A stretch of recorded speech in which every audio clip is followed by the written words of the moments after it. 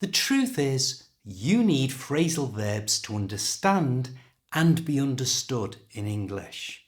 And they're so difficult to learn. But in this series of short lessons, you're going to learn some of the more common ones. You'll learn how to pronounce them in a fast, natural way, and also the way that native English speakers use them in everyday conversations. For a free guide to all the phrasal verbs used in this series, just click the link in the description below. If you're already a member of our English Improvers community, this will be sent to you automatically. Hi, I'm Steve. Let's do this. Today we're looking at the phrasal verb take up. To say this in a natural way, move the k from the end of take and move it to the front of the up of up. So take up becomes take up.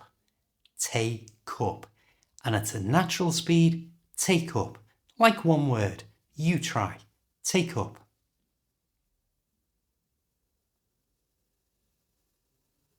Take up can be used to describe starting something, like a hobby or a habit.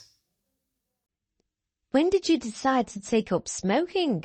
A few weeks ago. You should stop and take up going to the gym instead.